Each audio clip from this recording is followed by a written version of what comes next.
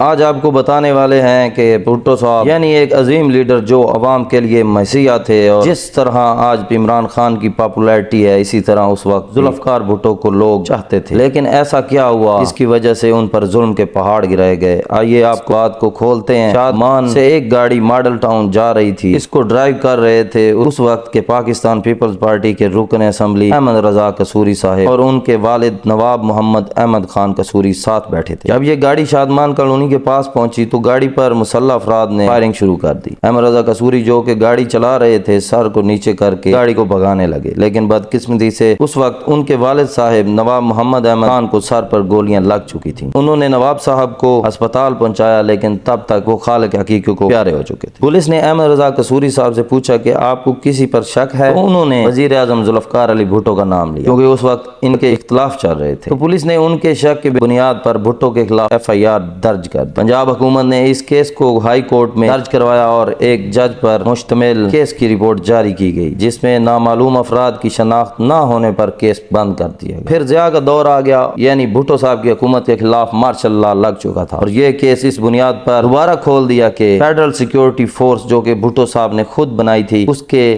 سب inspector Arshad Iqbal ASI Rana Iftikhar Ahmed نے بیان دیا کہ نواب محمد احمد قصوری صاحب کو بھٹو نے قتل کروایا اور ہم نے قتل کیا۔ یہاں تک کہ فیڈرل سیکیورٹی فورس کے سربراہ مسعود محمود اور انسپیکٹر غلام حسین نے وعدہ معاف گواہی دے دی۔ پھر کیا ہوا؟ 3 ستمبر 1977 کو بھٹو صاحب کو اس کیس میں گرفتار کر لیا گیا، لیکن گرفتاری کے 10 دن کے بعد ہی بھٹو صاحب کی ضمانت ہو گئی۔ اس کے فوری بعد جس جج نے ضمانت دی تھی اس کو ہٹا دیا گیا، اور رہائی کے 3 دن بعد بھٹو صاحب کو پھر گرفتار کر لیا گیا، اور اس کے بعد پاکستان کی تاریخ میں پہلی بار ہائی کورٹ میں ٹرائل کیس چلایا گیا اور 1978 میں ٹرائل کیس کا فیصلہ سنایا گیا۔ پھر کیا ہونا تھا؟ لاہور کے 5 ججز نے یہ فیصلہ سنایا اور کہا گیا کہ بھٹو صاحب نے ہی محمود مسعود سے مل کر نواب صاحب کو قتل کروایا ہے۔ بھٹو صاحب کو سزائے موت سنائی گئی۔